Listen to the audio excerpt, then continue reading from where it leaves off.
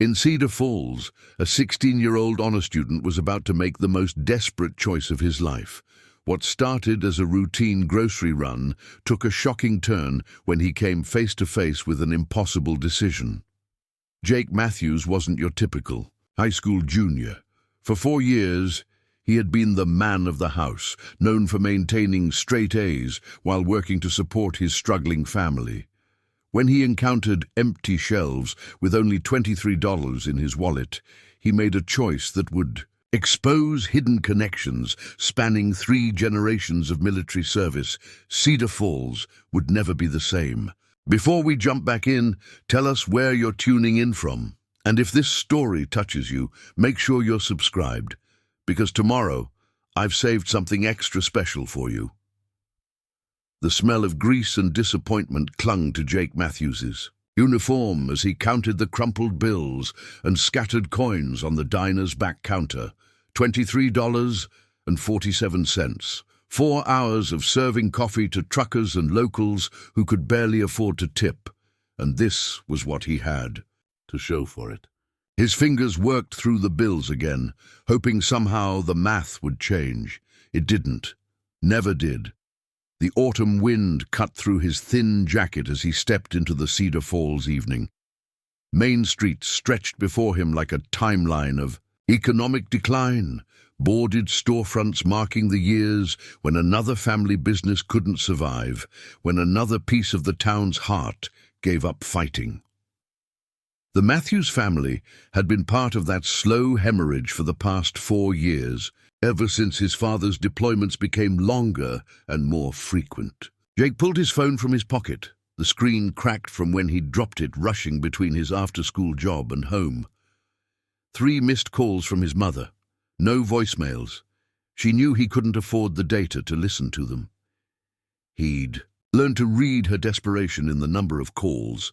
3 meant they were down to cereal and whatever vegetables hadn't gone bad in the refrigerator. The corner store's neon sign flickered against the gathering dusk, casting intermittent shadows across the cracked sidewalk. Coleman's Market had been there longer than Jake had been alive, a fixture that somehow survived when larger businesses couldn't. Everyone knew Hal Coleman, the blind Vietnam vet who'd turned the small store into something between a neighborhood lifeline and a community center. Jake hesitated at the door, his reflection wavering in the glass. At 16, he looked older than his years. Responsibility had carved lines around his eyes that shouldn't have been there for another decade. The weight of being the man of the house since age 12 had shaped his shoulders into something that could carry burdens. But tonight, those burdens felt heavier than usual. The bell above the door announced his arrival with a gentle chime that seemed out of place in his world of constant urgency. Hal stood behind the counter, his milky eyes turned toward the sound with the practiced attention of someone who'd learned to see with more than sight. "Evening, Jake," Hal said, his voice carrying that particular warmth he reserved for the neighborhood kids. "How was your day?" "Good, Mr. Coleman." The lie came easily. Jake had become fluent in small deceptions that protected his family's dignity, just picking up a few things. "Take your time. No rush here." Jake grabbed a basket and began his careful calculations. Bread, $2.50. A gallon of milk, $3.79. Peanut butter, $4. But the store brand was $3.25. Every item was a decision between nutrition and cost, between what his siblings needed and what he could afford. His mental list grew. Eggs, soup, something green that hadn't been marked down yet. The numbers climbed steadily upward. $32, $35, $38. With tax, he'd need at least $41. "You're doing that. A math in your head again," Hal observed from behind the counter. "He can practically hear the gears turning from here." Jake forced a laugh. "Just making sure I have enough." "Smart boy. Your mother raised you right." The words hit harder than they should have. His mother was working her second double shift this week, coming home too exhausted to do much more than collapse on the couch. The raising, the responsibility, the endless juggling of bills and needs and pride, that had fallen to him. He stood in the soup aisle, staring at the cans of Campbell's chicken noodle. Emma loved the alphabet soup, but it was 60 cents more per can. Noah needed the protein, but they could make the chicken noodle stretch further. These were the calculations that occupied his mind during algebra class, the real-world math that mattered more than anything his teachers could assign. The basket felt heavier with each item. Bread, milk, peanut butter, eggs, 3 cans of soup, a bag of apples that were starting to soften, marked down to $2. Still not enough vegetables, but it would have to do. At the counter, Hal's fingers moved across the register keys with practiced precision. $38.47, he announced. Jake's stomach dropped. With tax, it would be over $40. He looked at the groceries spread before him. Necessities, not luxuries. Nothing he could remove without making someone go hungry. Actually, Jake said, his voice steady despite the churning in his chest, I don't need the apples. You sure? They're good for another few days. I'm sure. Hal's fingers paused over the register. Something in Jake's tone had caught his attention, the forced casualness that couldn't quite hide the strain underneath. In his 68 years, with 40 of them spent reading voices instead of faces, Hal had learned to hear what people couldn't say. $35.98, Hal said quietly. Still too much. Jake's hand moved to his pocket, fingering the bills he knew by heart. $23.47. Not enough. Not even close. Mr. Coleman, Jake began, then stopped. He couldn't ask for credit. His mother had been clear about that. They didn't ask for handouts, didn't become charity cases. Military families stood on their own. But Emma had eaten cereal for dinner last night. Noah had asked why there wasn't any real food in the house, and Jake had lied, said they were saving money for something special. The truth was, they were saving money to survive until his mother's next paycheck. Hal waited, patient as stone, while Jake wrestled with options he didn't have. It happened in a moment of desperate calculation. While Hal processed the payment, Jake's hand moved with practiced stealth, a skill learned from necessity, not malice. 2 cans of soup slipped into his jacket pocket. A loaf of bread followed, compressed against his ribs. The movements were small, quiet, the kind of thing that might go unnoticed in a store run by someone who relied only on sight. But Hal's hearing had been sharpened by decades of compensation. The soft whisper of cans against fabric, the subtle shift in Jake's posture, the way his breathing changed, all of it registered in Hal's awareness like ripples in still water. Jake handed over his $23.47, his heart hammering against the stolen bread. Thanks, Mr. Coleman. You take care of yourself, Jake, Hal said, his voice carrying something that might have been understanding, or sadness, or both. And your family. The words followed Jake into the night air, where the cold bit through his jacket and pressed the stolen items against his skin like accusations. He walked quickly, not running. Running would draw attention, but moving with the focused urgency of someone carrying secrets. Behind him, Hal stood in the empty store, his sightless eyes turned toward the door. His fingers traced the edge of the counter, feeling for scratches and worn spots that told stories of 40 years in business.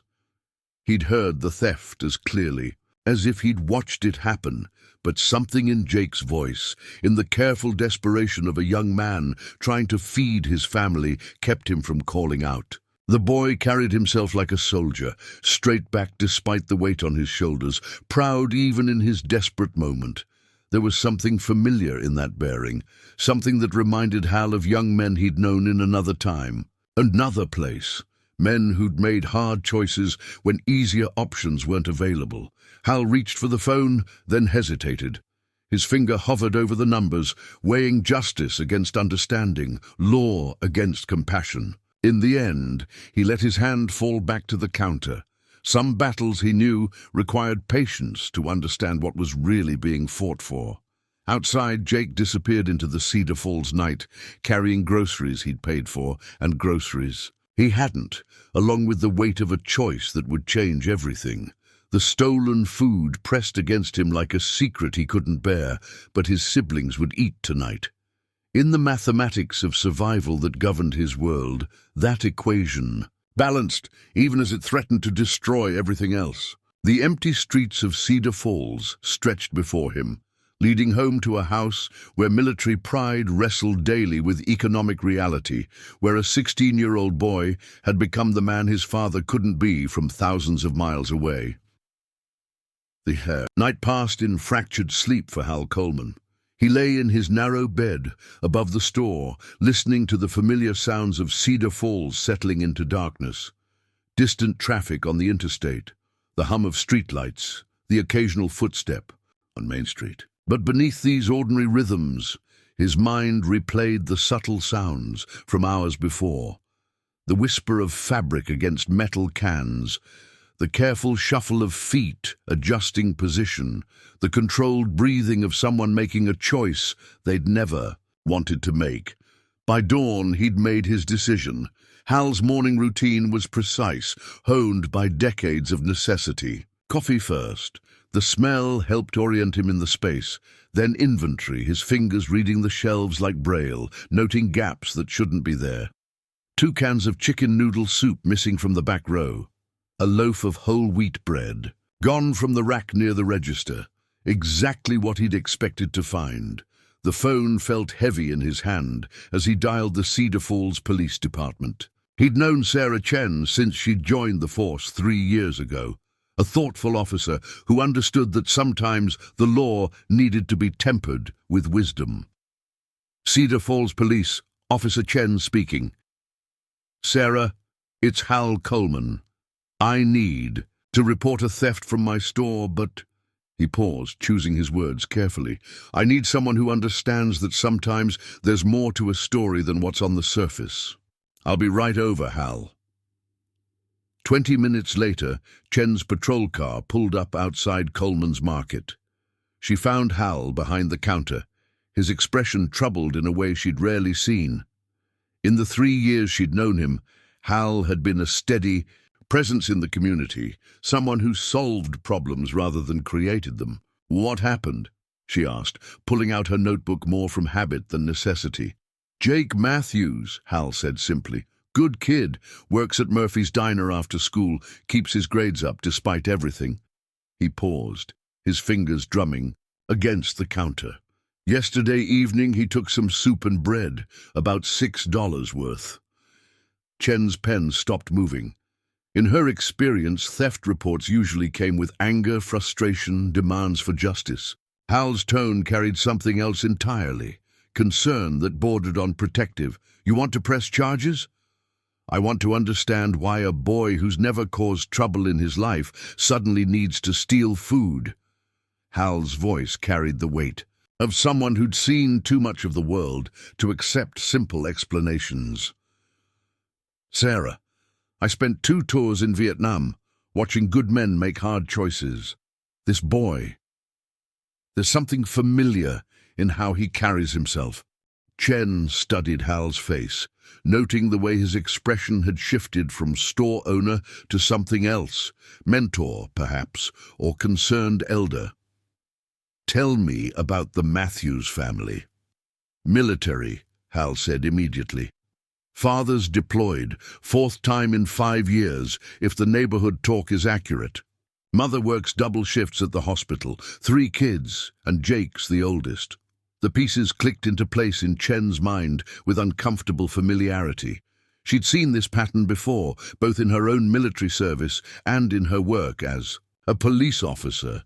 Military families stretched thin by repeated deployments, pride preventing them from seeking help, children forced to grow up too quickly. I'll handle this personally, she said, closing her notebook. And Hal, thanks for calling me specifically. An hour later, Chen stood outside the Matthews family home, taking in details that told their own story. The house was small but well-maintained. The kind of place where every dollar was stretched to its limit, but dignity was preserved through sheer determination. A small American flag hung beside the front door, slightly faded, but properly displayed. The lawn was cut short, military precise, despite the worn mower sitting in the driveway. Sarah Matthews answered the door with the guarded expression of someone expecting bad news. She was younger than Chen had expected, probably late 30s, but carried herself with the rigid posture of someone holding too much weight on her shoulders. "Mrs. Matthews, I'm Officer Chen with Cedar Falls PD. I need to speak with you about your son, Jake." The color drained from Sarah's face. "Is he hurt? Has something happened?" "No, ma'am, he's not hurt. May I come in?" The living room told the story Chen had expected to find. Military photos dominated one wall, a young soldier in dress blues, the same man in combat gear, family portraits marking the progression of deployments and returns. A calendar hung beside them, marked with red X's counting down days. Deployment schedule, Chen realized, the kind of calendar that governed military families' lives. But there were other details that spoke to their struggles. Furniture that had seen better years, carefully maintained but showing wear. A stack of bills on the coffee table, partially hidden under a magazine.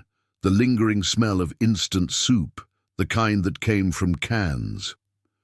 "Mrs. Matthews, your husband is currently deployed." Staff Sergeant Michael Matthews," Sarah said, her voice carrying automatic pride that couldn't quite hide her exhaustion. "He's serving his country overseas. Has been for 8 months this time." "And you work at Cedar Falls General?" "Nurse's aide. I work doubles when I can get them." Sarah's defensive posture intensified. "We're managing fine, officer. Whatever this is about, Mrs. Matthews, I need you to know that I served 2 tours in Afghanistan. I understand military families." Something in Chen's tone broke through. Sarah's defenses, the rigid posture softened slightly, revealing the exhaustion beneath. "Jake took some food from Coleman's Market yesterday," Chen continued gently. "About $6 worth of soup and bread." Sarah's hand flew to her mouth, her eyes filling with tears she'd probably been holding back for months. "Oh, God. Oh, Jake." She sank into a chair, the weight of their situation finally visible. "He's been trying so hard to help, working after school, keeping his grades up, watching his brother and sister when I'm at work. I thought we were managing. I thought—" Jen sat across from her, recognizing the familiar pattern of military family crisis. Pride and responsibility, duty and desperation, all colliding in a 16-year-old boy who'd been forced to become a man before his time. "Where is Jake now?" "School. He should be home in an hour." Sarah's voice cracked. "Officer, you have to understand. We're not the kind of family that asks for help. Michael's been in the service for 12 years. We've always made it work." "But this deployment's been different?" Sarah nodded, wiping her eyes with the back of her hand. "Longer. And with the economy. The diner where Jake works cut everyone's hours. My overtime got reduced because of budget cuts at the hospital. We've been eating a lot of cereal and soup lately."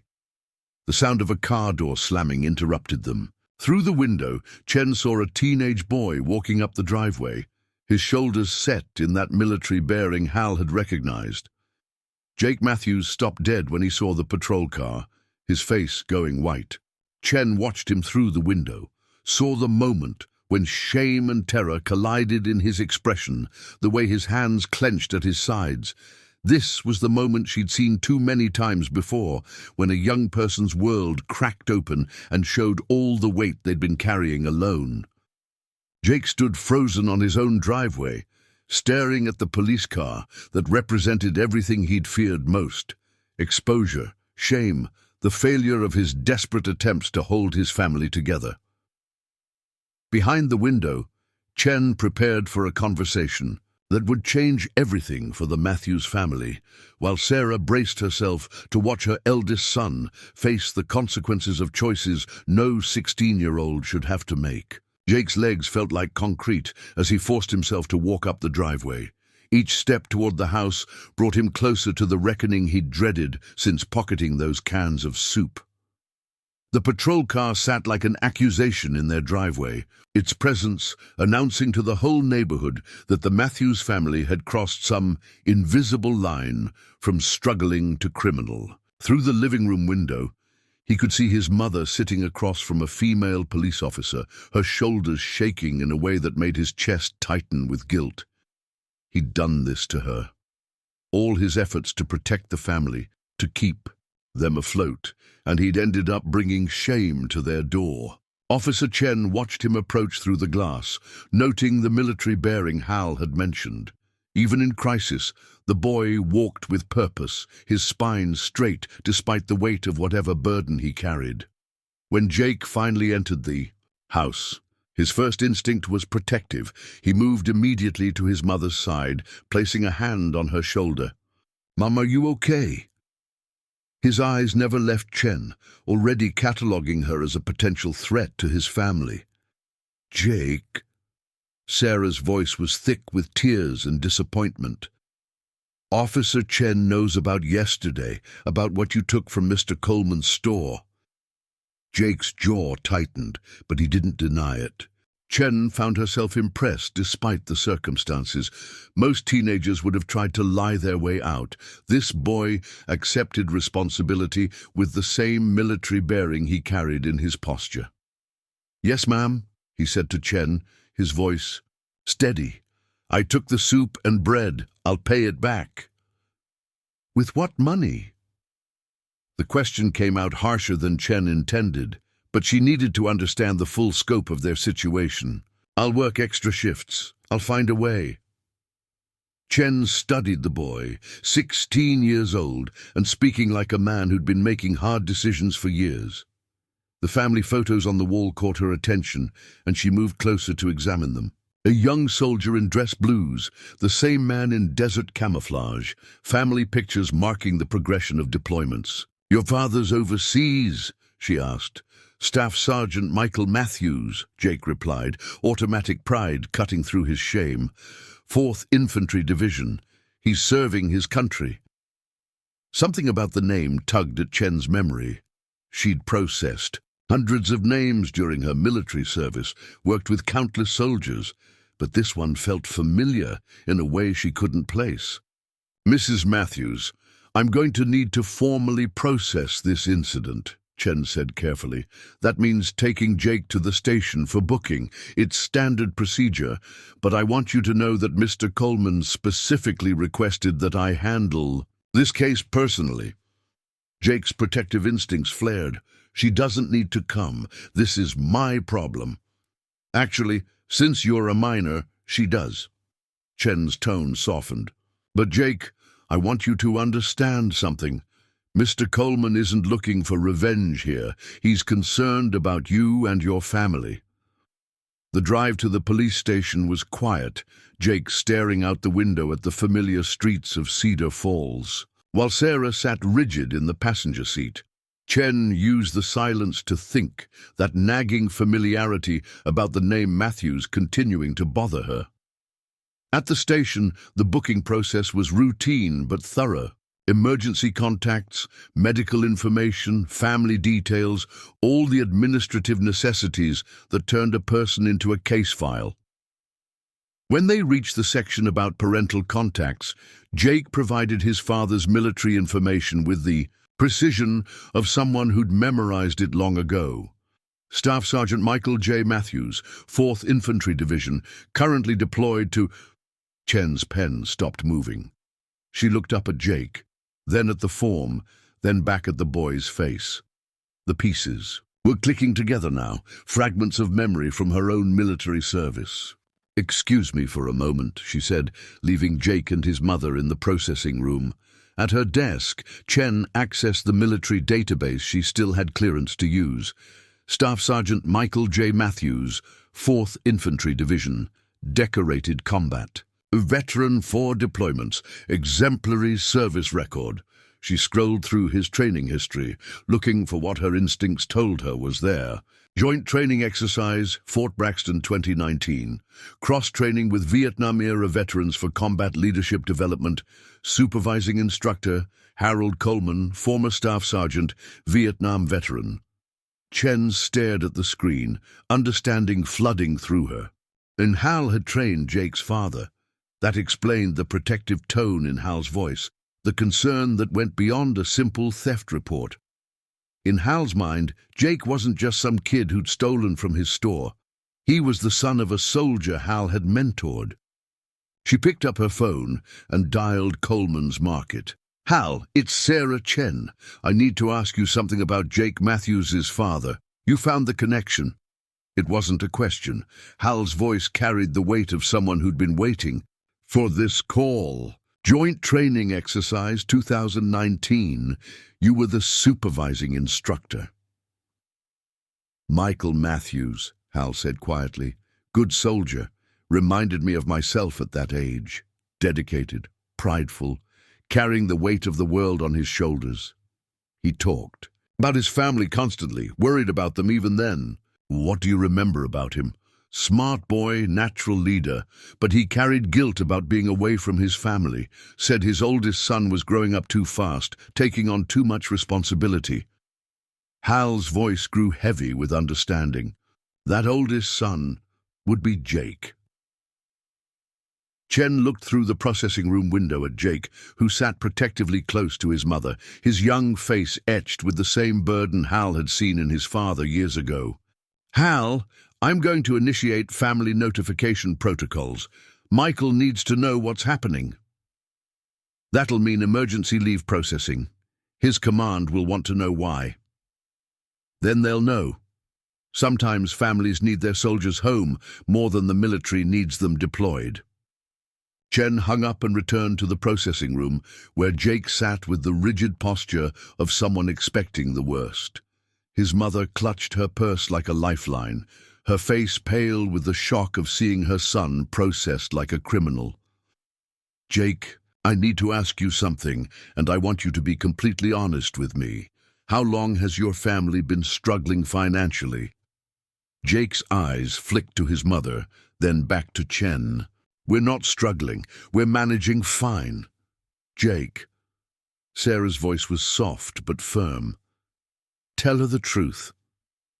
"Since Dad's last deployment started getting extended," Jake admitted reluctantly, "things got tight, but we've been handling it.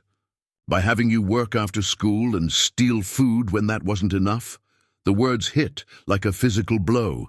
Jake's composure cracked slightly, revealing the exhausted 16-year-old beneath the responsible facade. "Mrs. Matthews," Chen said gently, "I'm going to make some calls. Your husband's command needs to be aware of what's happening at home, and Hal Coleman wants to speak with Jake personally." "Mr. Coleman wants to see me?" Jake's voice carried a mixture of dread and confusion.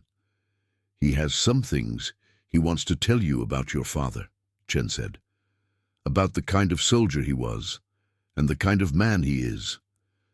As Chen prepared to make the calls that would set everything in motion, she found herself thinking about the invisible threads that connected military families across generations. Hal Coleman, who'd trained young soldiers decades ago, still felt responsible for their children. Michael Matthews, serving his 4th deployment while his family struggled at home. And Jake, carrying burdens that no 16-year-old should have to bear, making choices that would ripple through all their lives. The theft of $6 worth of food was about to expose a crisis that went far deeper than anyone had imagined, connecting 3 generations of military service in ways none of them had expected. The small conference room at the Cedar Falls police station felt cramped with the weight of unspoken history. Jake sat rigid in his chair, his hands clenched in his lap, while Officer Chen finished her phone calls in the hallway. Through the narrow window, he could see his mother in the waiting area, her face drawn with exhaustion and shame that he'd brought on their family. The door opened with a soft click, and Jake heard the distinctive tap of a cane against the linoleum floor. He looked up to see Hal Coleman enter, moving with the careful confidence of someone who'd learned to navigate the world without sight. The old man's face was weathered but kind, his milky eyes somehow finding Jake's direction with uncanny accuracy. "Hello, son," Hal said, settling into the chair across from Jake with surprising grace. "I expect you're wondering why I wanted to talk to you." Jake's throat felt like sandpaper. "I'm sorry, Mr. Coleman. I know what I did was wrong. I'll pay you back, I swear." Hal held up a hand, silencing him. "Before we talk about yesterday, I want to tell you about a young soldier I met a few years back. Bright kid, maybe 22 years old, with more pride than sense, and a family he worried about constantly." Jake shifted uncomfortably, unsure where this was heading. This soldier came through Fort Braxton for a joint training exercise. Cross-generational combat leadership program. They wanted us old-timers to share some wisdom with the new generation. Hal's fingers traced the edge of the table, a habit Jake was beginning to recognize. Most of the young soldiers were cocky, thought they knew everything about being warriors. But this one was different. "Mr. Coleman, I don't understand." "His name was Michael Matthews," Hal continued, his voice carrying the weight of memory. "And every spare moment he had, he was on the phone with his wife, talking to his kids, worrying about them, asking if they had enough to eat, if his oldest boy was doing okay in school, if his wife was managing the bills." Jake's world tilted. "You knew my dad? I trained your father, son. Spent 3 weeks teaching him everything I could about leadership under pressure, about making hard choices when there were no good options." Hal leaned forward, his expression earnest. "And the hardest choice he faced every day wasn't in any training scenario we threw at him. It was choosing between his duty to his country and his duty to his family." The words hit Jake like a physical blow. For 4 years, he'd carried resentment toward his father's absence, anger at being left to handle responsibilities that should have belonged to an adult. Now, hearing that his father had worried, had struggled with the same impossible choices, something cracked open in his chest. "He talked about you specifically," Hal continued. "Said you were growing up too fast, taking on too much responsibility. He was proud of you, but he was scared too. Scared that his service was costing you your childhood." "Then why does he keep going back?" The question burst out of Jake before he could stop it, carrying 4 years of suppressed anger and hurt. "If he's so worried about us, why doesn't he come home?" Hal was quiet for a long moment, his head tilted as if listening to something Jake couldn't hear. "Can I tell you about my war, son?" Jake nodded, then realized Hal couldn't see him. "Yes, sir. Vietnam, 1968. I was 23 years old. Thought I was invincible. Thought I understood what courage meant." Hal's voice grew distant. "I had a girlfriend back home, planned to marry her when I got back. But every day in that jungle, I made choices about who lived and who died. Every day I carried the weight of keeping my men alive." "What happened to her, the girlfriend?" Preparing and narrating this story took us a lot of time, so if you are enjoying it, subscribe to our channel. It means a lot to us. Now back to the story. "She waited 2 years, but when I came back..." Hal's fingers found his cane, gripping it tightly. "I wasn't the same man who'd left. The war had changed me, and I didn't know how to carry those changes into a normal life. I drank too much, pushed everyone away, convinced myself that the weight I carried was mine alone to bear." Jake found himself leaning forward, drawn into the story despite his confusion about where it was leading. "It took me 15 years to understand that pushing people away doesn't protect them from your pain. It just makes everyone carry their burdens alone." Hal's voice grew stronger, more present. "Your father is making the same mistake I made. He thinks his service, his sacrifice, is something he has to carry by himself. He doesn't understand that his family is strong enough to help him carry it. "But we're not strong enough," Jake said quietly. "We can barely manage when he's gone. Mom works double shifts. I steal food just to feed my brother and sister. How is that strong?" "Son, you just described a family that's been holding together for 4 years under impossible circumstances. Your mother working herself to exhaustion to provide for her children. You maintaining straight A's while working part-time and helping raise your siblings. Tell me how that isn't strength."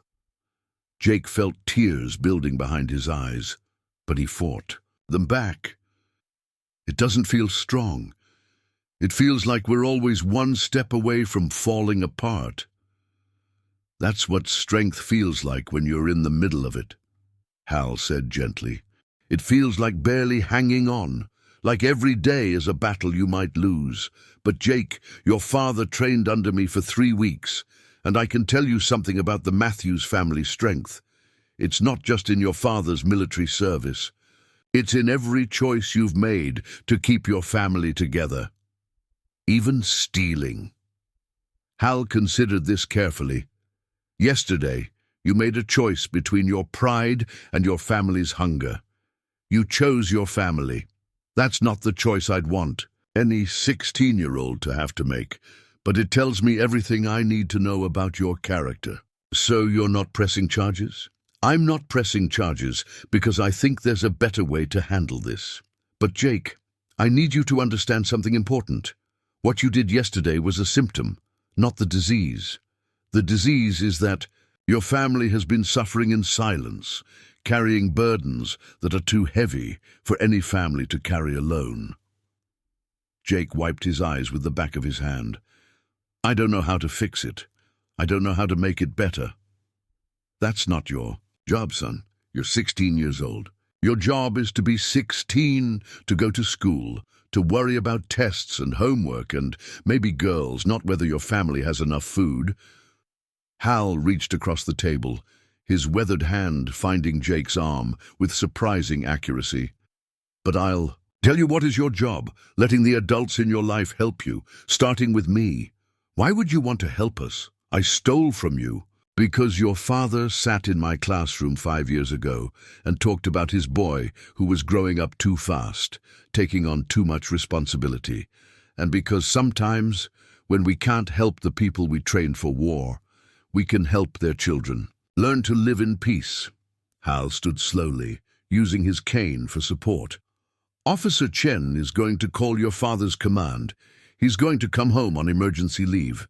And when he gets here, we're going to have a conversation, all of us, about what it really means to serve your family and your country. Mr. Coleman." Jake's voice was small, uncertain. "What if he's angry? What if he's disappointed in me?" Hal's smile was gentle but certain. "Son, your father is going to see what I see, a young man who's been carrying a soldier's burden without a soldier's training. And he's going to be proud of how you've carried it, even as he helps you learn to put it down." As Hal made his way to the door, Jake sat in the quiet conference room, feeling something shift inside him. For the first time in 4 years, the weight on his shoulders didn't feel quite so crushing. The problems hadn't disappeared, but somehow, knowing that his father had worried too, had struggled with the same impossible choices, made Jake feel less alone. Through the window, he could see his mother talking quietly with Officer Chen, their conversation animated but not hostile. Outside, Cedar Falls continued its quiet struggle toward evening, but inside the police station, something was beginning. That felt like hope. The call came at 0347 hours local time, cutting through the pre-dawn darkness of forward operating base Resolute like a blade. Staff Sergeant Michael Matthews had been awake anyway. Sleep had become elusive during this deployment, haunted by dreams of home and worries he couldn't voice to his fellow soldiers. The Red Cross message was brief, clinical in its urgency. "Family emergency. Emergency leave approved. Report to command immediately." 36 hours later, Michael stood in the doorway of his own home, duffel bag heavy on his shoulder, staring at a life he barely recognized. The house looked smaller somehow, more worn. The carefully maintained yard showed signs of neglect, not abandonment, but the kind of deferred maintenance that happened when there was no time for anything beyond survival. Sarah appeared in the hallway, still wearing her hospital scrubs from a double shift. The sight of her hit him like a physical blow. She'd lost weight, her face etched with lines that hadn't been there 8 months ago. Dark circles under her. Eyes spoke of too many nights working late and too many mornings rising early to hold their world together. Michael. Her voice carried exhaustion and relief in equal measure. "You're home, Sarah." He dropped his duffel, moving toward her, but she stepped back slightly, not rejection, wariness, like someone who'd learned not to lean too heavily on support that might disappear again. "The kids are at school. Jake." She paused, her voice catching. "Jake doesn't know you're coming. I thought we should talk first." The living room felt like a museum of his family's life without him. School photos he'd never seen, report cards he'd missed, a calendar on the wall marked with red X's counting down days until his scheduled return. That calendar stopped his heart. Each X a day his family had survived without him, each unmarked square a reminder of time he'd never get back. "Tell me what happened," he said, settling onto the couch that sagged more than he remembered. Sarah sat across from him, maintaining distance that spoke louder than words. "Where do I start, Michael? With Jake working 30 hours a week to help pay bills? With Emma asking why Daddy never comes to her school plays? With Noah forgetting what you look like between video calls?" Each word was a precision strike. Michael had prepared for combat zones, trained for every conceivable threat, but nothing had prepared him for the battlefield his family had become in his absence. The police said Jake stole food. $6 worth of soup and bread. Sarah's voice hardened with defensive pride. "Because I've been working double shifts and it still isn't enough. Because your son has been trying to be the man of the house since he was 12 years old, and yesterday he ran out of options." Michael felt something collapse inside his chest. "Why didn't you tell me? In our calls, you always said everything was fine." "When?" Sarah's anger finally broke through. "When during your 5-minute phone calls between missions? When you were dealing with whatever classified hell you couldn't talk about? When exactly was I supposed to burden you with our problems?" "They're not burdens, Sarah. They're my family, my responsibility." "No, Michael, your responsibility is over there, wherever there is this time. Your responsibility is to your unit, your mission, your country. We've just been the family you left behind." The words hung between them like unexploded ordnance. Michael had faced enemy fire, but nothing had prepared him for the way his wife's truth cut through his carefully constructed justifications. "That's not fair." "Fair?" Sarah laughed, but there was no humor in it. "You want to talk about fair? Fair would be having a husband who comes home at night. Fair would be having a father for our children, not a voice on a screen twice a week. Fair would be not having to explain to our 16-year-old son why he has to steal food, because his father's service to his country doesn't pay enough to feed his family." Michael stood, pacing to the window that overlooked the backyard where he'd taught Jake to throw a baseball a lifetime ago.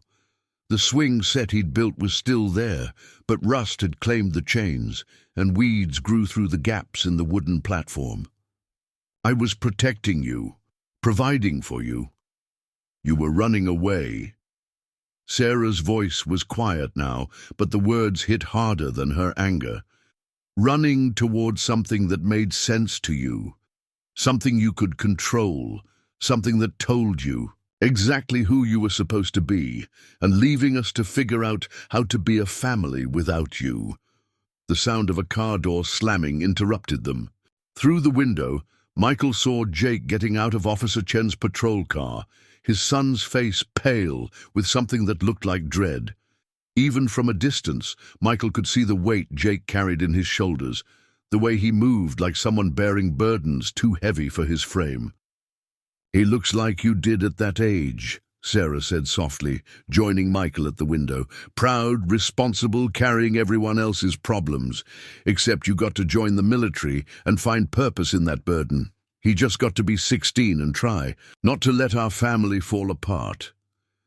Jake stopped at the end of the driveway, staring at the unfamiliar rental car parked beside their house. Michael watched his son's face change as understanding dawned, hope and terror warring in his expression. What do I say to him?" Michael asked. "I don't know. What do you say to a boy who's been trying to be his father for 4 years?" Michael moved toward the front door, each step feeling like crossing a minefield. Through the glass, he watched. Jake approached the house with careful steps, the same tactical awareness Michael recognized from his own training. His son had learned to assess threats, to prepare for bad news, to carry himself like a soldier in a war zone. Because that's what Michael had made their home, a war zone, where a 16-year-old boy fought daily battles for his family's survival. The door opened before Jake could knock. Father and son stood facing each other across a threshold that felt like the distance between two different worlds. Michael saw himself in Jake's face, but harder, more worn than any 16-year-old should be. "Dad?" Jake's voice carried disbelief, as if his father might be a mirage that would disappear if examined too closely. "Hello, son." They stood there, separated by 3 feet and 4 years of distance, each uncertain how to bridge the gap between the father who'd left and the man his son had been forced to become. The awkward silence stretched between them until Michael stepped back, gesturing Jake inside. His son moved past him with careful control, the same measured movements Michael recognized from his own military training. Jake had learned to navigate emotional minefields with the same caution soldiers used in hostile territory. "We need to talk," Michael said, his voice carrying the authority he used with his soldiers. Jake's spine straightened automatically, a response that made Michael's chest tighten with recognition. His son had been living under military discipline without any of the support structure that made such discipline bearable. "Yes, sir." The formality in Jake's voice was like a knife between Michael's ribs. Sarah appeared in the doorway, her expression unreadable. "I'm going to pick up Emma and Noah from school.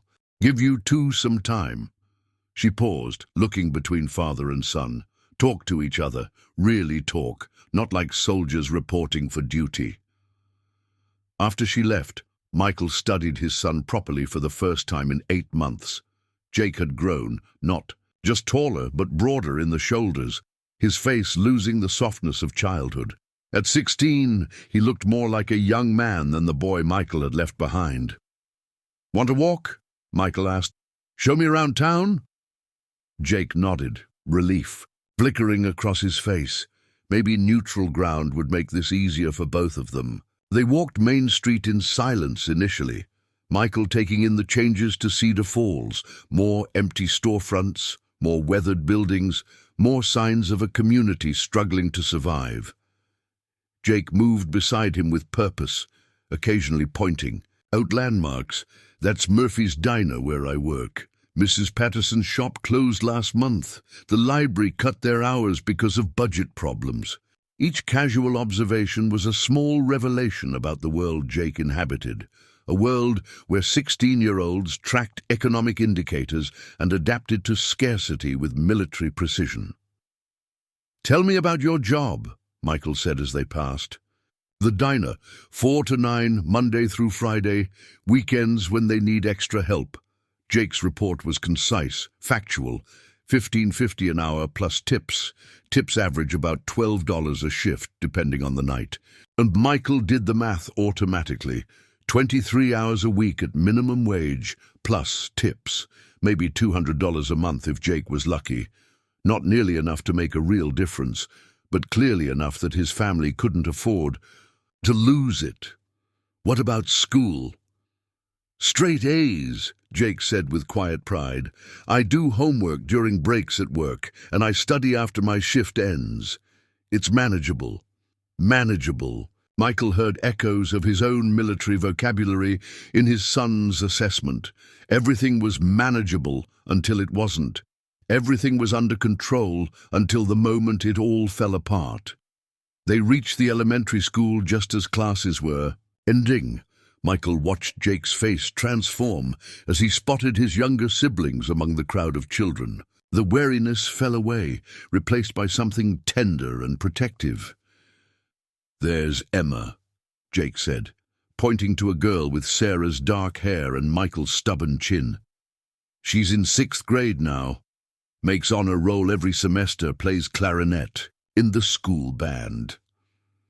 Emma looked up from talking with friends and froze, her mouth forming a perfect O of surprise. Then she was running, backpack bouncing, her face blazing with joy. "Daddy!" She crashed into Michael's arms with the force of all her pent-up longing, and for a moment the world contracted to just this, his daughter's arms around his neck, her face buried against his shoulder, the sweet scent of her shampoo, and the weight of how much she'd grown. Over Emma's head, Michael saw Noah approaching more cautiously, 8 years old, with Michael's sandy hair and serious eyes that looked older than they should. Noah had been 4 when the deployments became longer and more frequent. He barely remembered having a father who came home every night. "Hey, buddy," Michael said, extending one arm while keeping the other around Emma. Noah stepped into the hug, but Michael felt his hesitation. This was the cost he hadn't calculated. His youngest son treating him like a stranger who happened to share his name. "Are you staying this time?" Noah asked, his voice small but direct. The question hit like shrapnel.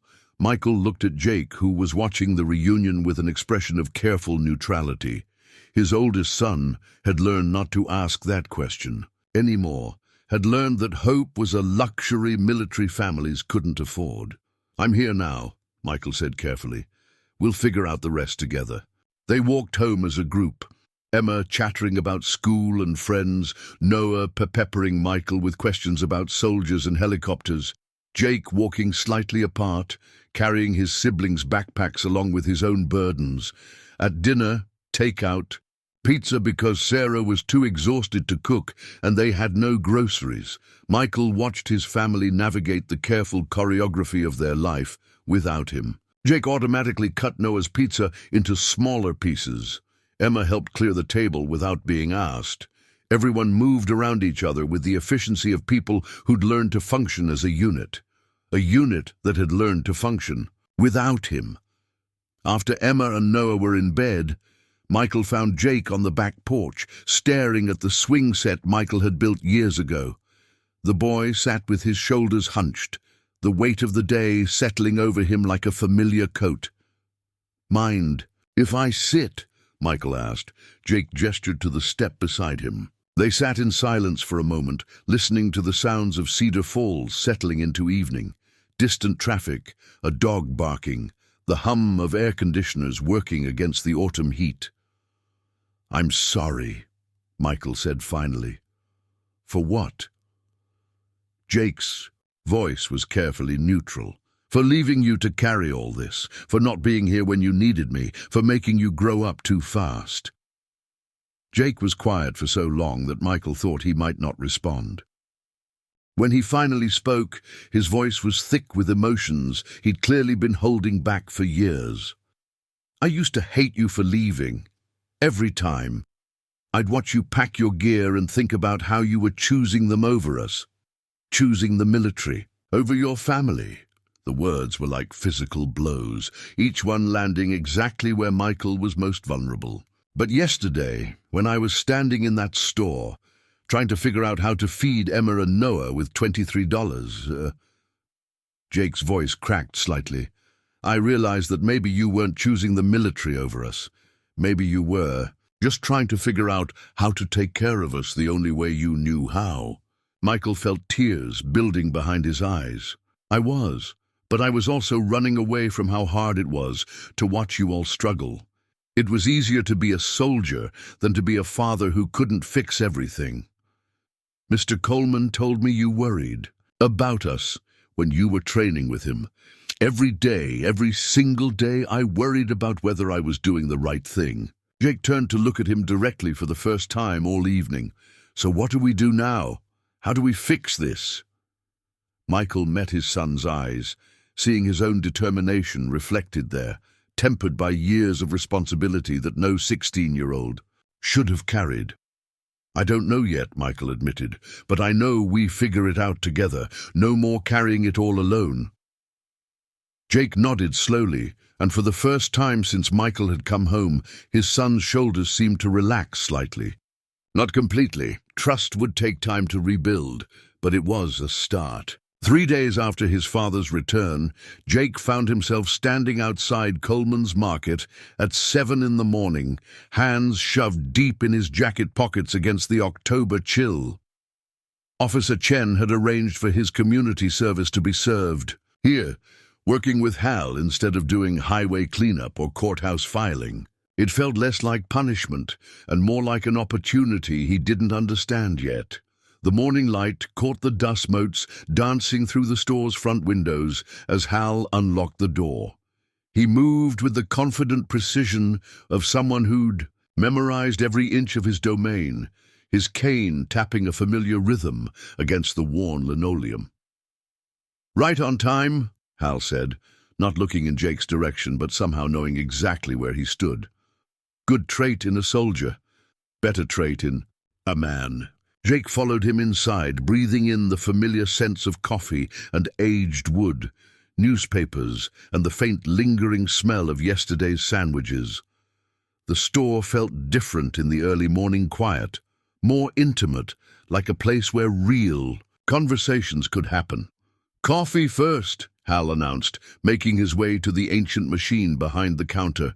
"Can't properly inventory anything before caffeine." "You drink coffee, son?" "Sometimes."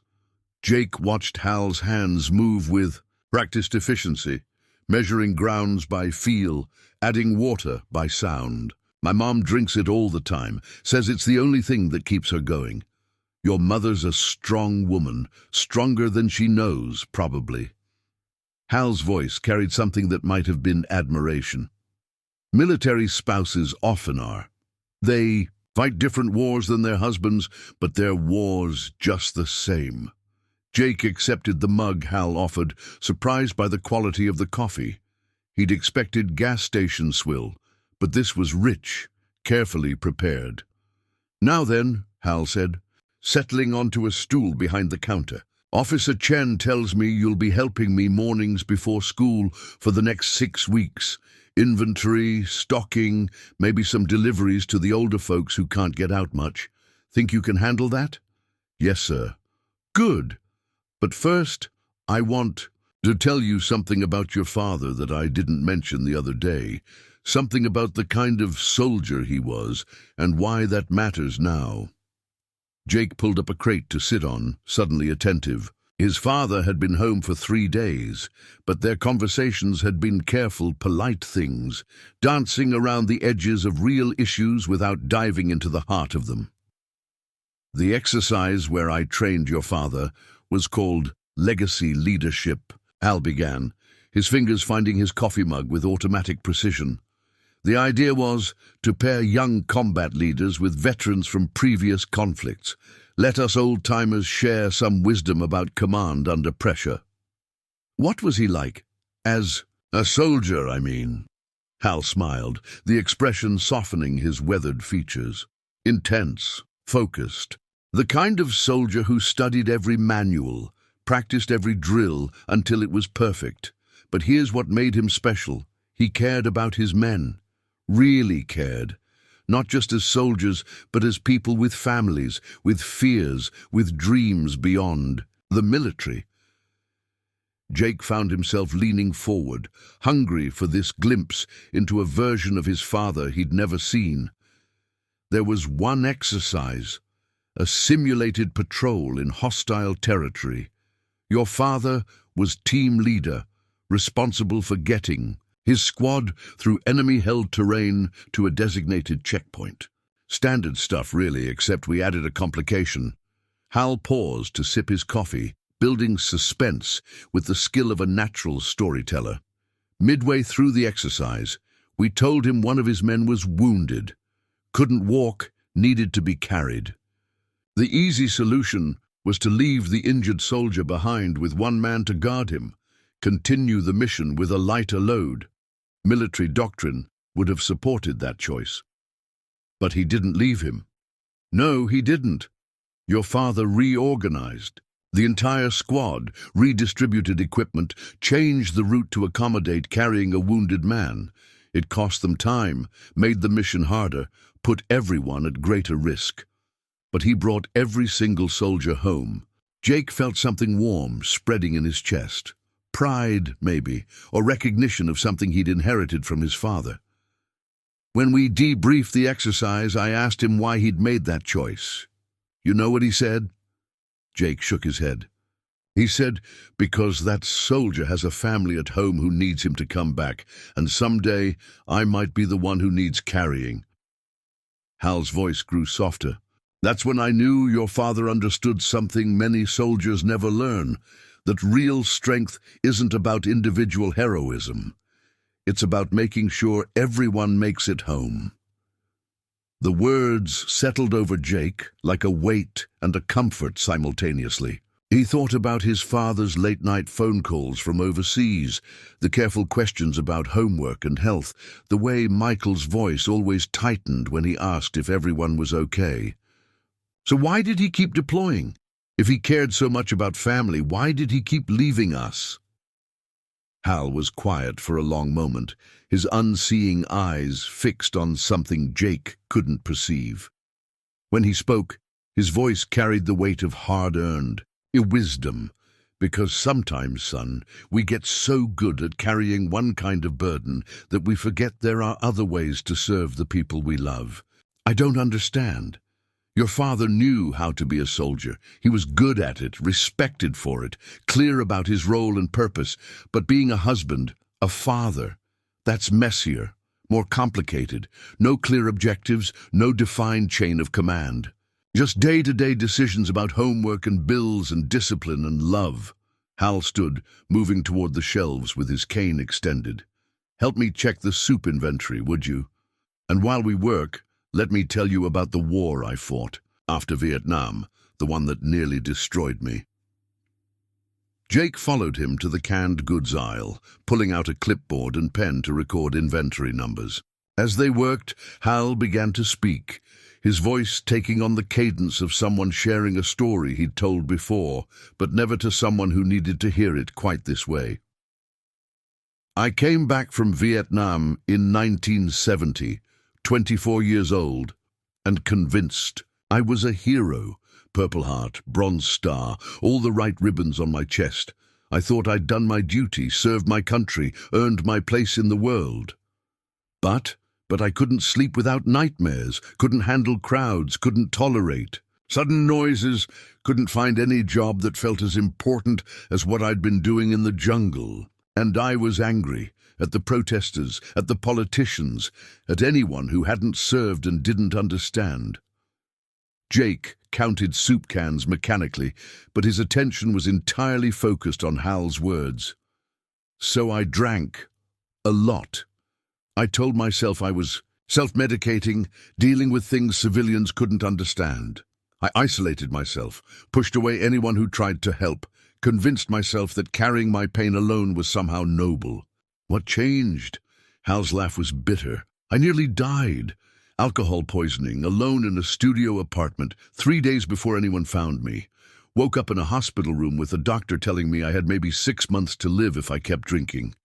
They moved to the next shelf, Jake marking numbers while Hal's story continued. That's when I met Tom Brennan, another Vietnam vet who'd been where I was. He didn't lecture me about getting sober, didn't tell me I was weak or wrong. He just said, if you want to die, that's your choice. But if you want to live, I can show you how. And you chose to live. I chose to learn how to live differently. Tom taught me that all the skills I'd learned as a soldier, discipline, service, taking care of your squad, those skills could translate to civilian life.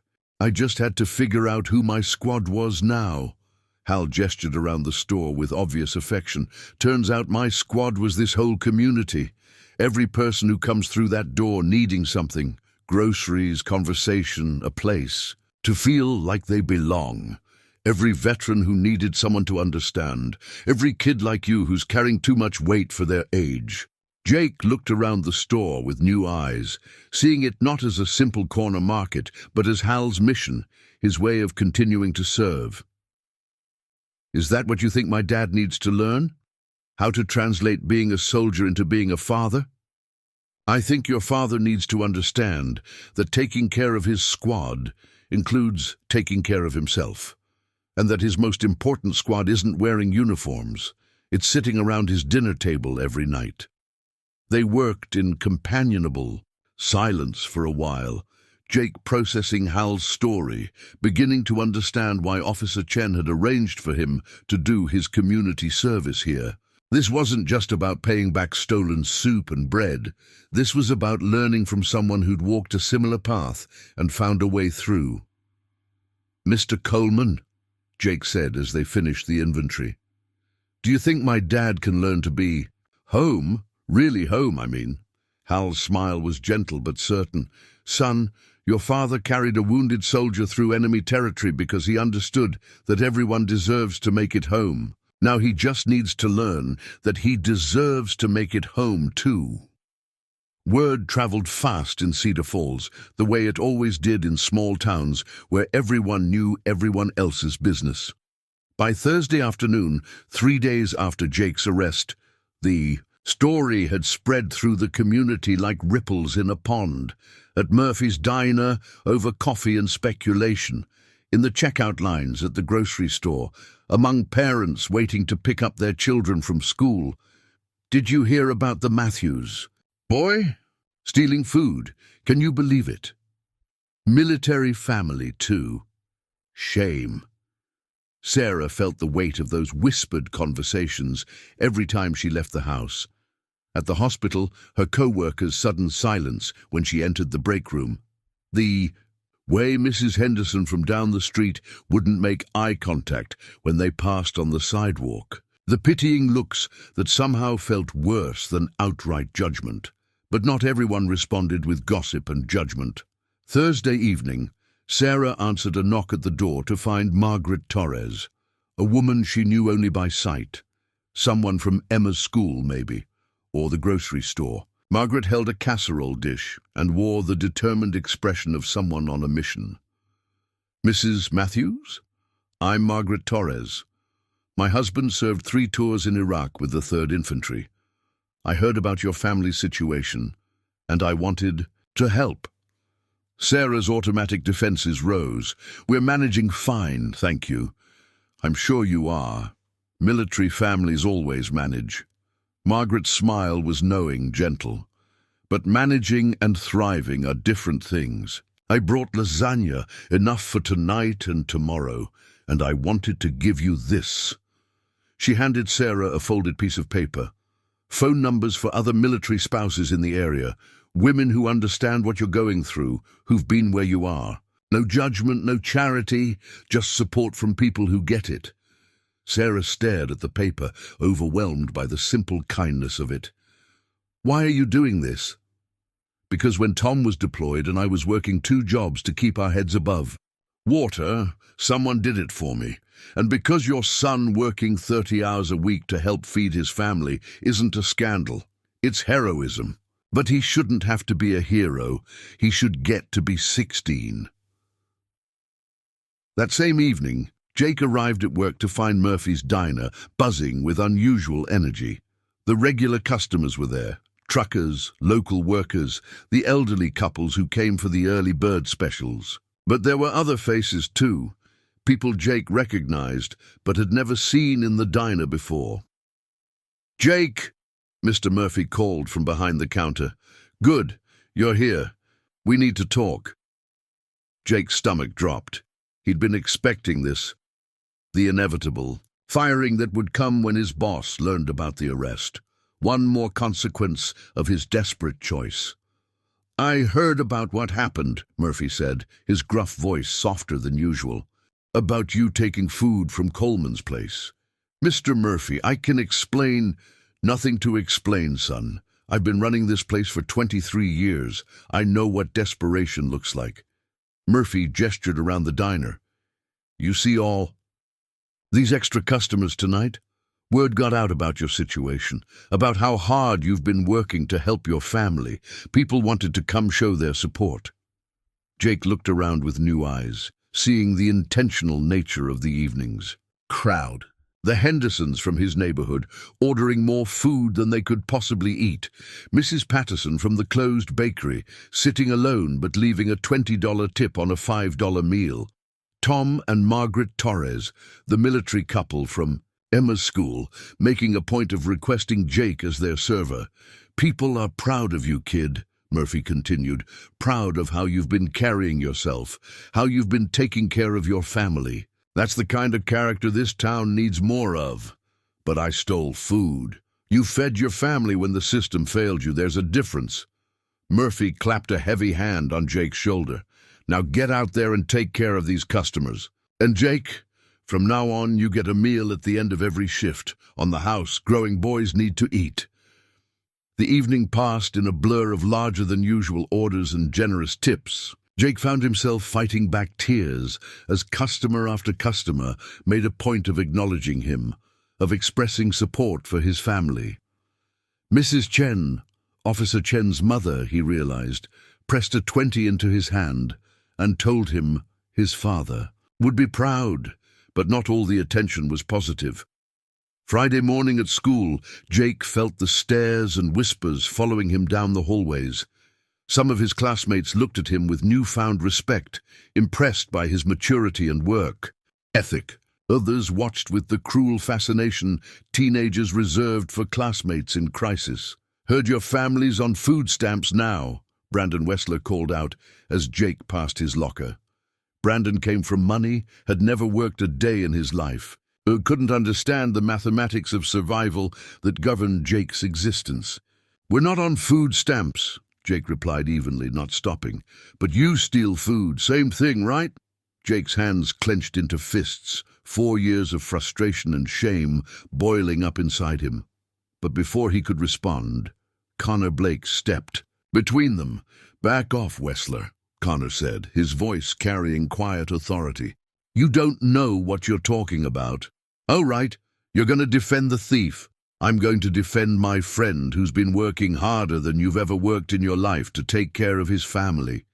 While you've been worried about your Xbox and your allowance, Jake's been paying bills and raising his siblings, so yeah, I'll defend him." Other students had gathered, sensing drama. Jake felt exposed, vulnerable, his private struggles becoming public spectacle. "Enough!" came a new voice. Principal Morrison appeared at the edge of the crowd, her expression stern. "Mr. Wessler, my office. Now, the rest of you, get to class." As the crowd dispersed, she turned to Jake. "Walk with me, Mr. Matthews." They walked to her office in silence, Jake's mind racing through potential consequences. More trouble, more exposure, more shame for his family. "Sit," Morrison said, settling behind her desk. "I've been following your situation, Jake." "Officer, Chen filled me in on the circumstances. Principal Morrison, I know what I did was wrong. What you did was survive," she interrupted. "What you've been doing for 4 years is keeping your family together while maintaining a 3.8 GPA and working almost full-time. That's not wrong, Jake. That's extraordinary." She leaned forward, her expression earnest. "I want you to know that this school stands behind you and your family. We have resources, food assistance programs, financial aid for college applications, counseling services, things you might not have known about because you've been too proud to ask. We don't take charity. It's not charity, it's community support. It's what communities do for families like yours, military families who sacrifice for all of us." Morrison pulled out a folder. There's a difference between taking handouts and accepting help you've earned through your family's service. That evening, Michael attended his first Cedar Falls Town Council meeting, Jake beside him, both wearing the dress uniforms of their respective responsibilities. Michael in his army dress blues, Jake in his cleanest work clothes. The meeting was packed, standing room only, buzzing with energy that suggested more than routine municipal business. "The Matthews family situation has brought something to light," Councilwoman Davis was saying as they found seats. "We have military families in our community who are struggling, who are falling through the cracks of existing support systems." What followed was unlike any town meeting Jake had ever imagined. Citizens stood to speak, sharing stories of military families they knew who needed help, proposing practical solutions. The VFW offered to establish an emergency fund. Local businesses pledged to prioritize hiring military spouses. The school district committed to expanding their family assistance programs.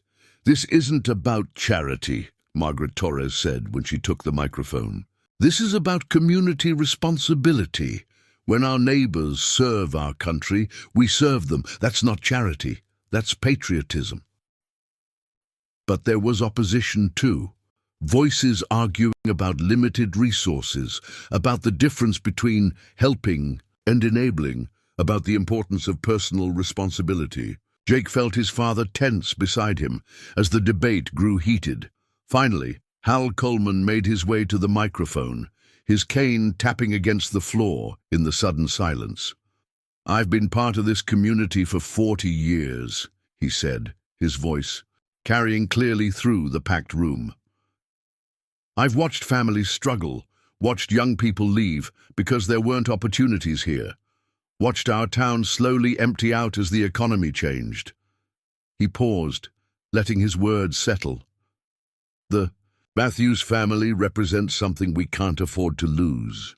A father who serves his country, a mother who works herself to exhaustion to provide for her children, a son who maintains honor roll grades while working 30 hours a week to help feed his family. If we can't support families like that, if we can't find ways to help them thrive instead of just survive, then we don't deserve to call ourselves a community." The room erupted in applause, but Jake barely heard it. He was watching his father's face, seeing years of carefully controlled emotion finally breaking through. Michael reached over and squeezed Jake's shoulder, a gesture that somehow conveyed everything they hadn't been able to say to each other. The meeting ended with the establishment of a task force to address military family support, with Hal Coleman and Margaret Torres as co-chairs. As people filed out, many stopped to shake Michael's hand to thank him for his service, to tell Jake they were proud of him. "How does it feel?" Michael asked as they walked to the car. "Having the whole town know your business?" Jake considered the question, thinking about the mixture of support and judgment, the complexity of public sympathy. "Scary," he admitted, "but also not as bad as carrying it all alone." Michael nodded, understanding flowing between them. "That's the first lesson of being part of a unit, son. The load gets lighter when everyone helps carry it."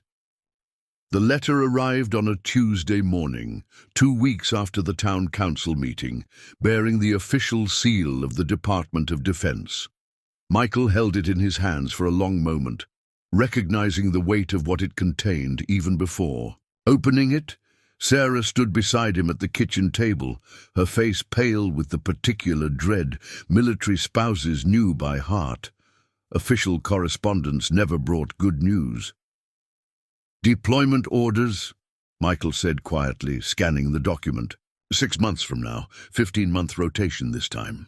The words fell between them like stones into still water, the ripples spreading outward to touch every corner of their carefully reconstructed family life. 15 months. Emma would be in 8th grade when he left, high school when he returned. Noah would be 10, and Jake. No. Sarah's voice was flat, final. "Absolutely not." Michael looked up from the letter, startled by the steel in her tone. In 12 years of military marriage, Sarah had never refused to accept deployment orders, had never challenged the machine that governed their lives. Sarah, it's not that simple. Yes, it is. She took the letter from his hands, reading it herself before setting it aside with deliberate care. It's exactly that simple, Michael. You have a choice to make, and for the first time in our marriage, I'm going to make mine clear. Jake appeared in the doorway, drawn by the tension in their voices. He took in the scene, the official letter, his parents' rigid postures, the familiar weight of impending separation, settling over their home like storm clouds. "Another deployment?" he asked quietly. Michael nodded, unable to find words. "How long this time?" 15 months. Jake's face went carefully blank, the expression he'd learned to wear when processing information too difficult to show emotion about. Michael watched his son calculate. 15 months would take him through most of his senior year, through college applications and graduation, through all the milestones Michael had already missed too many times. "I'll be 17 when you leave," Jake said, the statement carrying the weight of understanding. 18 when you get back, if you get back before graduation. The words hit Michael like physical blows. His son was right. Another deployment would mean missing Jake's senior year entirely, missing the chance to help him navigate college decisions, missing graduation, missing the last year of his son's childhood. "Jake, the military isn't just a job," Michael began, falling back on explanations that had worn thin over years of repetition. "It's a commitment, a duty." "To who?" Jake's voice was sharper than usual, 4 years of suppressed anger finally finding an outlet. "To the country? To your unit? To everyone except the people who need you most?" "That's not fair." "Fair?" Jake's laugh was bitter, an echo of his mother's response weeks earlier. "Dad, I've been the man of this house since I was 12 years old. I've worked 30 hours a week while maintaining straight A's. I've stolen food to feed my brother and sister. I've watched Mom work herself into exhaustion, trying to hold everything together while you're off being a hero somewhere else." Michael felt his own anger rising, the defensive pride of a soldier whose service was being questioned. "What I do overseas matters, Jake. The mission. Jake's voice was quiet now, dangerous. "What about the mission here, Dad? What about the mission of being a father, being a husband? When does that mission matter?" Sarah stepped between them, her hands raised as if stopping traffic. "Enough, both of you." She turned to Michael, her expression resolute. "You want to know what the mission is? The mission is this family. The mission is being here for your children's last years at home, being present for the everyday moments that make up a life. The army will survive without you for 1 deployment cycle, Michael. But this family won't survive another 15 months of you choosing duty over us." Sarah's voice cracked slightly, but her resolve didn't waver. "I won't survive it." Michael stared at his wife, seeing her clearly for perhaps the first time since he'd returned. The woman who'd carried their family through 4 deployments, who'd sacrificed her own dreams and career for his military ambitions, who'd never once complained about the choice she'd made to marry a soldier. "You're asking me to end my career. I'm asking you to start being a father." The silence stretched between them, filled with years of unspoken resentments and accumulated pain. Jake stood in the doorway, watching his parents navigate the crisis that had been building for years, recognizing that his theft from Hal's store had been just the catalyst for a reckoning that was long overdue. "There are other ways to serve," Jake said quietly, his voice cutting through the tension. "Mr. Coleman served his country in Vietnam, and he's been serving his community for 40 years since then. Maybe service doesn't have to mean leaving." Michael looked at his son, seeing wisdom that shouldn't have existed in a 16-year-old, but did, forged by years of responsibility and struggle. What are you saying? I'm saying maybe it's time to figure out how to be a soldier for us instead of against us. That afternoon, Michael found himself in Hal Coleman's store, wandering the aisles while trying to process the ultimatum his family had given him. Choose the army or choose them.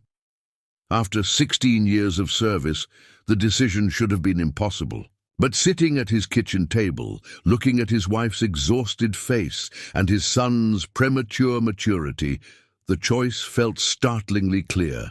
Troubled waters? Hal asked, appearing beside him with the quiet persistence that seemed to be his specialty. Sarah says she won't accept another deployment. Says I have to choose between the army and my family. Smart woman. What took her so long? Michael turned to stare at the older man. You think she's right? I think your family has been deploying right alongside you for 12 years, except they never got to come home. Hal's voice was gentle but firm. They've been holding down the fort while you went off to fight other people's wars. Maybe it's time to fight for them. The army is all I know, Hal. It's who I am. No, son. The army is what you do. Who you are is a father, a husband, a man who trained under me and learned that the measure of a soldier is how well he takes care of his people. Hal's unseeing. I somehow found Michael's face. Your people are at home, Michael. They've been waiting for you to come back to them for 4 years. That evening, Michael sat at his computer, staring at a blank document. The letter of resignation he needed to write felt like the end of everything he'd built his identity around. 16 years of service, a career that had given him purpose and pride and a clear understanding of his place in the world. But upstairs, he could hear Jake helping Noah with homework, his voice patient and encouraging. In the kitchen, Sarah was making dinner, humming quietly to herself for the first time since he'd been home. Emma was practicing clarinet in the living room, the same song over and over, getting a little better each time. These were the sounds of the life he'd been missing, the mission he'd been ignoring while serving other causes. His fingers moved. Across the keyboard, slowly at first, then with growing certainty. Dear Colonel Harrison, he began, I am writing to formally request separation from active duty. The words came easier than he'd expected, each sentence feeling like a step toward something rather than away from it. He was choosing his family, choosing to be present for the daily battles and victories that made up real life, choosing to serve the people who needed him most. When he finished, Michael sat back and read the letter through, then closed his laptop and went upstairs to find his family. There would be details to work out, financial concerns to address, a complete restructuring of the life they'd built, around military schedules and military priorities. But for the first time in years, Michael felt like he was moving toward home instead of away from it. 6 months later, Jake stood at the podium in Cedar Falls High School's gymnasium, looking out at a sea of faces that had become familiar over the course of his senior year. The graduation cap felt strange on his head, a symbol of achievement that seemed both earned and surreal after everything his family had been through. In the third row, his father sat in civilian clothes, a sight Jake was still getting used to, even after Michael's transition to his new job with the Veterans Affairs office in town. His mother wore the first new dress she'd bought in years, her face bright with pride and something Jake had rarely seen before, relaxation. Emma and Noah flanked their parents, both grinning widely at their big brother. When I was asked to speak today as valedictorian, Jake began, his voice steady despite the weight of the moment, I thought about talking about achievement, about grades and test scores and college plans, but the real education I received these past 4 years didn't happen in any classroom. He found Hal Coleman in the audience, the old veteran, sitting with the group of military families who had become an extended support network for the Matthews family and others like them. I learned that honor isn't about perfection or never making mistakes. It's about taking responsibility for your choices and learning from them. I learned that strength isn't about carrying burdens alone. It's about knowing when to ask for help and how to help others carry theirs. Michael felt Sarah's hand slip into his, her fingers intertwining with his own. The past 6 months had been challenging. Financial adjustments, career transitions, learning how to be a family that lived together instead of apart. But they had navigated it together, all of them, for the first time in years. Most importantly, Jake continued, I learned that service comes in many forms. My father served his country overseas, but he serves his community now, helping other veterans transition to civilian life. My mother serves by caring for patients at the hospital and advocating for military families. Mr. Coleman serves by mentoring young people and being the heart of our community. Jake's eyes found his family again, his voice growing stronger. Real honor isn't about individual heroism. It's about showing up for the people who need you, day after day, in the small moments that make up a life. It's about understanding that we're all connected, that taking care of each other isn't weakness. It's the strongest thing we can do. The applause was thunderous as Jake left the podium, but all he could focus on was his father's face, proud, present, and finally, truly home. Later that evening, at the graduation party Hal hosted at his store, Jake watched his family mingle with their neighbors and friends. The Matthews family crisis had become a community success story, but more than that, it had become a new beginning. As the evening wound down, Michael found Jake stacking chairs, still helping even at his own celebration. You know, Michael said, working beside his son, I used to think honor meant sacrifice, giving up what you wanted for something greater, but I think you've taught me something different. What's that? Honor means choosing what matters most, even when it's hard, even when it means changing everything you thought you knew about yourself. Jake smiled, looking around at the community that had embraced his family, at the father who had finally come home, at the future that stretched ahead with possibility instead of just survival. Yeah, he said, I think you're right.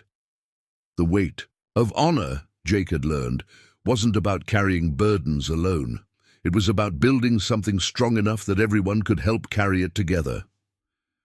Up next, you've got 2 more standout stories right on your screen.